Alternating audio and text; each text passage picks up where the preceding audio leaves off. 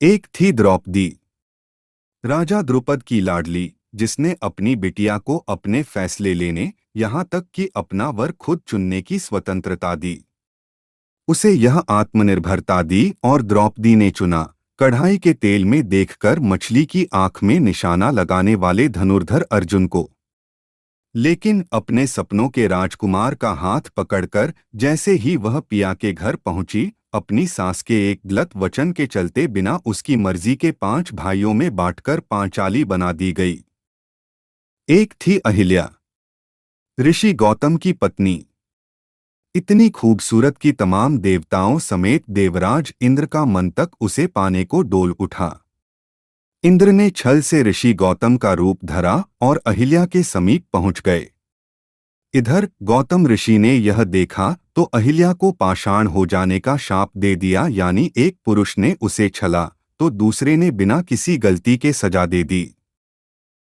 द्रौपदी और अहिल्या ही नहीं, ताम्र पतिव्रता धर्म का पालन करने के बावजूद अग्नि परीक्षा के लिए मजबूर हुई माता सीता से लेकर विवाह के तुरंत बाद पति से 14 साल का विक्षोभ सहने वाली उर्मिला तक, हमारी पौराणिक कथाओं में ऐसी कई महिला पात्र मिलती हैं जिनकी निष्ठा, कर्तव्यपरायणता, त्याग का सही मोल नहीं किया गया।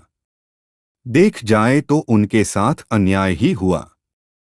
इन्हीं में से एक थी माधवी। कभी उसके पिता ने अपनी दानशीलता साबित करने के लिए बिना उसकी मर्जी के किसी और के हवाले किया।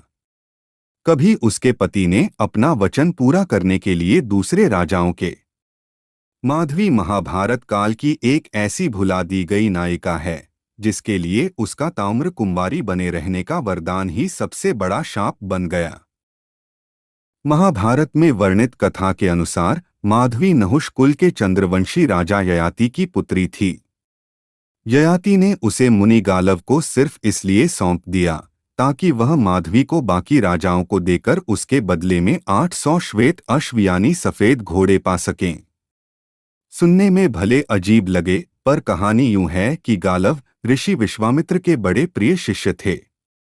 अपनी दीक्षा पूरी करने के बाद गुरु विश्वामित्र को गुरुदक्षिणा देना चाहते थे। ऋषि विश्वामित्र ने गालव को कई बार मना किया। कहा, तुम 12 कलाओं में निपुण हुए हो, यही मेरी गुरु दक्षिणा है। लेकिन गालव जिद पर अड़े रहे। तब गालव के हठ से नाराज ऋषि विश्वामित्र ने उसे 800 श्यामकर्णी श्वेत अश्व यानी ऐसे सफेद घोड़े जिनके कान काले हों, दक्षिणा में देने को कहा। वचन पूरा करने के लिए गालव निकल पड़े, पर उनको ऐसे घोड़े कहाँ मिलते। हार कर वह आत्महत्या करने का मन बना बैठे, तभी पक्षीराज गरुण उनकी मदद को आगे आए। उन्हें दानशीलता के लिए मशहूर राजा ययाति की शरण में जाने को कहा। राजा ययाति के पास पहुंचकर गरुण और गालव ने सारा किस्सा कह सुनाया। लेकिन उस वक्त तक राजा ययाति की आर्थिक स्थिति उतनी अच्छी नहीं थी। उनके पास ऐसे घोड़े भी नहीं थे, लेकिन दानी ययाति याचक को खाली हाथ जाने भी कैसे देते। तब उन्होंने अपनी बेटी, जिसे दिव्य कोख का वरदान मिला था, उसे गालव को दान कर दिया। माधवी को यह वरदान मिला था कि उसकी कोख से 4 यशस्वी चक्रवर्ती सम्राट उत्पन्न होंगे। इसके बावजूद उसका कौमार्य सुरक्षित रहेगा, यानी वह सुंदर कुमारी कन्या बनी रहेगी। राजा ययाति ने गालव से कहा, आप दैवीय गुणों वाली मेरी इस बेटी के बदले अन्य राजाओं से अपनी दक्षिणा के लिए घोड़े पा सकते हैं। ऐसी गुणवान कन्या के लिए तो राजा अपना राजपाट छोड़ दें, घोड़े क्या चीज हैं। बाद में गुरु दक्षिणा पूरी हो जाने पर मेरी बेटी को वापस मेरे यहाँ छोड़ जाएं। गालव ने ऐसा ही किया। अयोध्या के राजा हर्यश्व ययाति के इतना कहते ही गावल ने सोचा कि ऐसी सर्वगुण संपन्न एवं सुंदरी के बदले कोई भी राजा अपना राज्य तक दे सकता है। फिर 800 श्यामकर्ण अश्वों क्या है।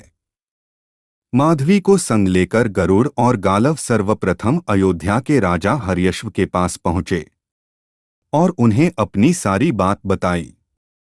तब राजा हर्यश्व ने कहा कि इस समय तो मेरे पास श्यामकर्ण अश्वों की संख्या 200 ही है। हर्यश्व ने अपनी असमर्थता प्रकट करते हुए गालव और गरुड़ को यह सलाह दिया कि आपको मेरे ही समान अन्य राजाओं से भी माधवी के बदले में वैसे श्यामकर्ण अश्वों की प्राप्ति का उपाय करना होगा।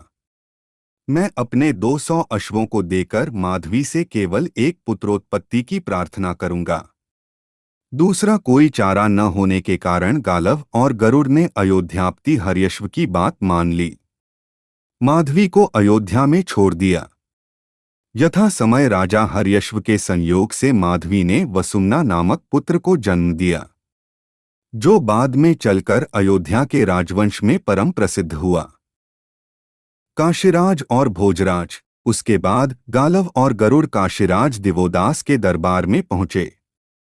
गालव और गरुड़ के अनुरोध पर वह भी अपने 200 श्यामकर्ण अश्वों को देकर माधवी जैसी सुंदरी से पुत्र प्राप्त करने के लोभ को ना रोक सका। नियत समय पर माधवी के संयोग से काशीराज दिवोदास ने प्रतरदन नामक पुत्र की प्राप्ति की, जो बाद में काशी राज्य का पुनरुद्धारक ही नहीं, परंपरागत शत्रुओं का विध्वंसक भी हुआ। इसके उपरांत गालव और माधवी पक्षीराज गरुड़ के संग भोजराज उशीनर के यहाँ पहुंचे। गालव और गरुड़ की प्रार्थना पर राजा उशीनर ने भी त्रैलोक्य सुंदरी माधवी के संयोग से एक पुत्र प्राप्त कर अपने उन दुर्लभ अश्वों को उन्हें सौंप दिया। भोजराज का यही तेजस्वी पुत्र बाद में शिवी के नाम से विख्यात हुआ, जिसकी दानशीलता की अमर कहानी आज भी पुराणों वर्णित है।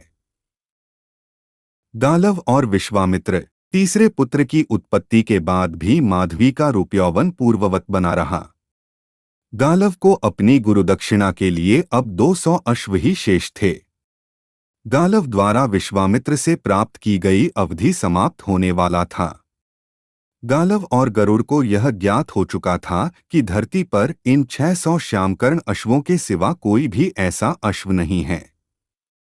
अंतत 600 अश्वों और त्रैलोक्य सुंदरी माधवी तथा गरुड़ को संग लेकर वह विश्वामित्र के पास पहुंचे और शेष 200 अश्वों की प्राप्ति में असमर्थता प्रकट करते हुए कहा कि गुरुवर, आपकी आज्ञा से इस भूमंडल पर प्राप्त 600 श्यामकर्ण अश्वों को मैं ले आया हूं, जिन्हें आप कृपा कर स्वीकार करें।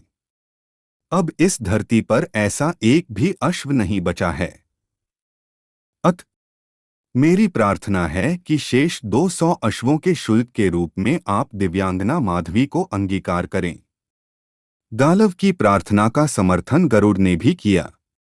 विश्वामित्र ने अपने प्रिय शिष्य की प्रार्थना स्वीकार कर ली। माधवी के संयोग से अन्य राजाओं की भांति उन्होंने भी एक तेजस्वी पुत्र की प्राप्ति की, जो कालांतर में अष्टक के नाम से प्रसिद्ध हुआ। उनकी राजधानी का सारा कार्यभार ग्रहण किया और माधवी के बदले राजाओं से प्राप्त उन 600 दुर्लभ श्यामकर्ण अश्वों का भी वही स्वामी हुआ। माधवी बनी तपस्वनी। चारों पुत्रों की उत्पत्ति के बाद माधवी ने गालव को गुरु के ऋण से मुक्त करा दिया। फिर वह अपने पिता राजा ययाति के पास वापस चली गई। उसके अनंत रूप और यौवन में 4 पुत्रों की उत्पत्ति के बाद भी कोई कमी नहीं हुई थी। अपने इन चारों यशस्वी पुत्रों की उत्पत्ति के बाद जब वह पिता के घर वापस आई तो पिता ने उसका स्वयंवर करने का विचार प्रकट किया, किंतु माधवी ने किसी अन्य पति को वरण करने की अनिच्छा प्रकट कर तपोवन का मार्ग ग्रहण किया।